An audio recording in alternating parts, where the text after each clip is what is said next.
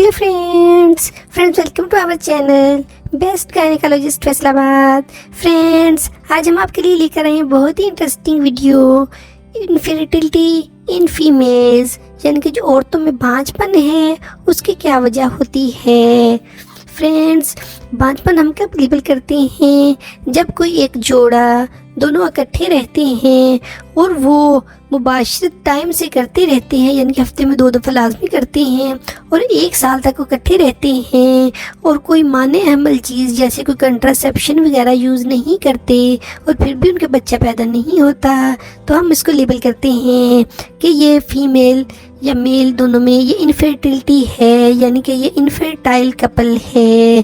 तो अभी हम डिस्कस करेंगे कि औरतों में क्या क्या वजह हो सकती है कि जिससे औरतों में इनफर्टिलिटी होती है, यानी कि कोई औरत बांझ हो जाती है। उसमें एक वजह है पॉलीसिस्टिक ओवेरियन सिंड्रोम, जिसमें PCOS भी हम कहते हैं। ये अप्रोक्सीमेटली 6% औरतों को इफेक्ट करती है, जिसकी वजह से 6% औरतें, यानी कि हर 100 में से 6 औरतों को पॉलीसिस्टिक ओवेरियन सिंड्रोम होता है और उसमें से उनमें बहुत सारी ख़वातीन को फिर हमल नहीं ठहरता, यानी कि वो बांझ हो जाती हैं। इसके अलावा दूसरी वजह हो सकती है एंडोमेट्रियोसिस। एंडोमेट्रियोसिस जो है ये एंडोमेट्रियम की एक लेयर होती है जो बच्चेदानी के अंदर होती है। ये लेयर अब नॉर्मल तौर पे कहीं और बनना शुरू हो जाती है और इस प्रॉब्लम को एंडोमेट्रियोसिस कहते हैं। एंडोमेट्रियोसिस की वजह से भी जो है ना बांझपन होता है।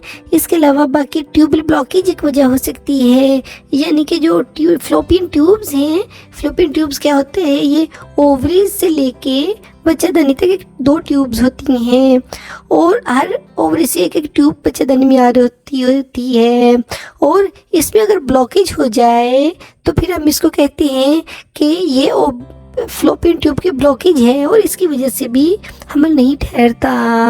इसके अलावा बाकी वजह हो सकती है पुअर एग कंडीशन। जो फीमेल में एग होता है उसकी कंडीशन अच्छी नहीं होती, वो पूरी तरह से मैच्योर नहीं होता, जिसकी वजह से जो है हमल नहीं ठहरता।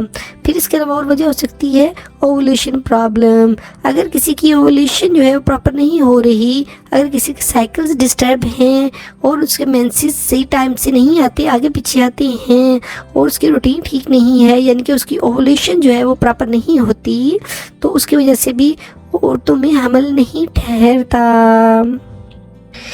इसके साथ साथ बाकी जो वजूहत हैं वो भी आज हम डिस्कस कर लेते हैं।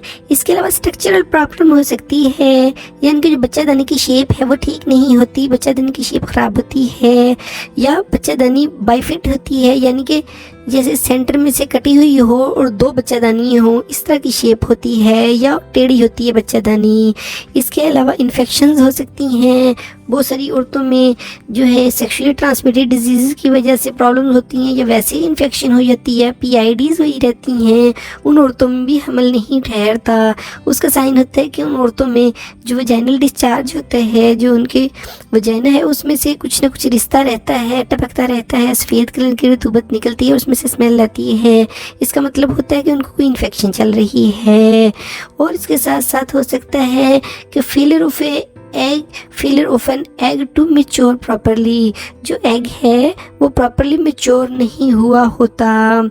इम्प्लांटेशन फेलियर, यानी कि हमल तो ठहर जाता है, कंसीव हो जाता है, यानी कि स्पर्म एग के साथ मिल जाता है, लेकिन उसने फिर इम्प्लांट होना होता है यूट्रस की दीवार के साथ। अगर वो यूट्रस की दीवार के साथ इम्प्लांट नहीं हो पाता तो हमल नहीं ठहरता, ये भी की वजह हो सकती है। बहुत सारी औरतों में सर्जरी हुई होती है, उन्होंने पहले कोई सर्जरी करवाई होती है, या जैसे पेल्विक सर्जरी और लोअर एब्डोमेन की सर्जरी, कोई ऑपरेशन वगैरह करवाया होता है, उसकी वजह से जो स्कारिंग हो जाती है अंदर की तरफ, अंदर जो स्कारिंग होती है वो फ्लोपियन ट्यूब्स को और ओवरीज को इस तरह कवर कर देती है या बंद कर देती है कि वहाँ से जो एग है वो आगे मूव नहीं कर पाता, वो ऑब्स्ट्रक्ट कर जाता है, ये भी वजह हो सकती है। सर्वाइकल म्यूकस प्रॉब्लम, ये जो सर्विक्स है, जो बच्चादानी के आगे उसकी गर्दन होती है जिसको हम सर्विक्स कहते हैं बच्चादानी, और जो वजाइना है उसके दरमियान वाली जगह को सर्विक्स कहते हैं। सर्विक्स, उसकी जो म्यूकस में अगर प्रॉब्लम हो तो भी हमल नहीं ठहरता, ये भी एक वजह हो सकती है। फाइब्राइड एक बहुत बड़ी वजह है। फाइब्राइड क्या होता है? ये एक रसूली टाइप चीज़ होती है जो यूट्रस के अंदर बन जाती है। यूट्रस के बाहर की तरफ हो सकती है, अंदर की तरफ, दरमियान में भी हो सकती है, यूट्रस की दीवार के अंदर। ये एक बहुत बड़ी वजह है जिसकी वजह से हमल नहीं ठहरता।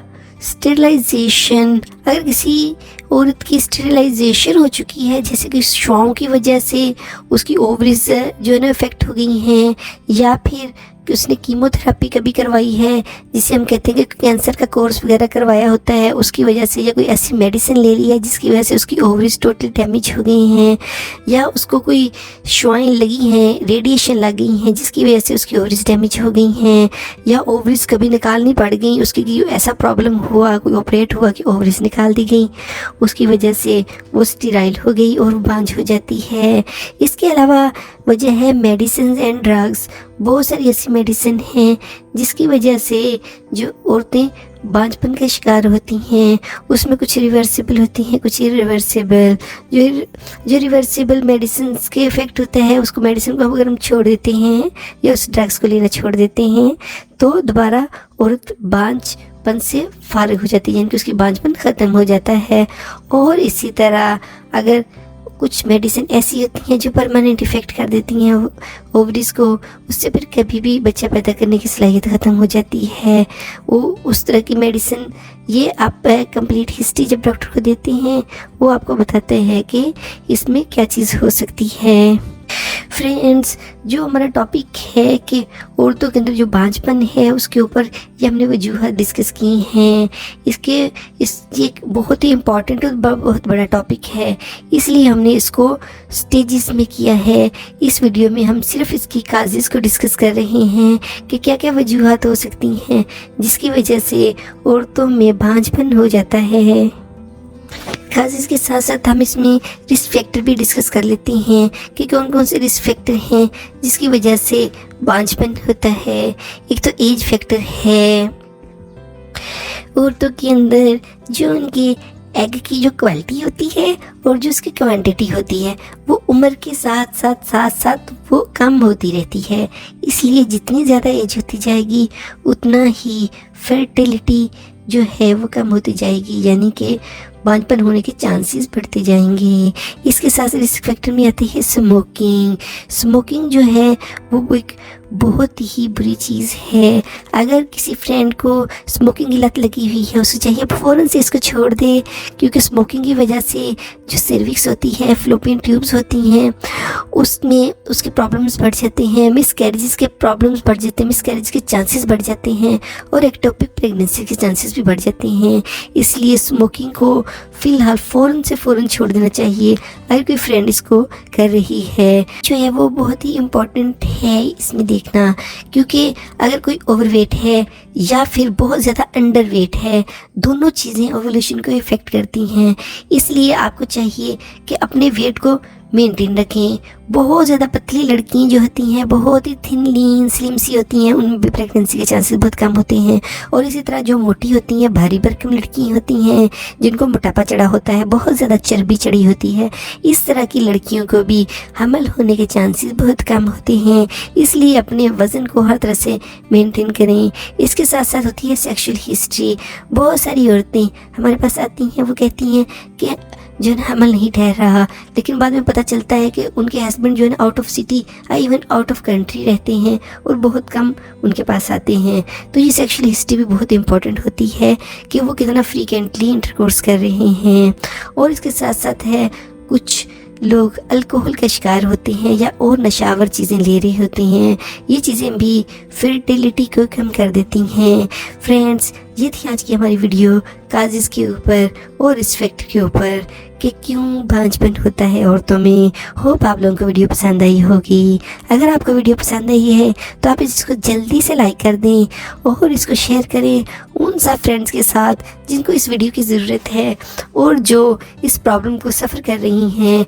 और अगर आपके कोई जानने वाला उनको बांझपन है, उनके बच्चा पैदा नहीं हो रहा, तो आप फ़ौरन से पहले उनको इसे शेयर करें ताकि ये इन्फॉर्मेशन उनको मिले।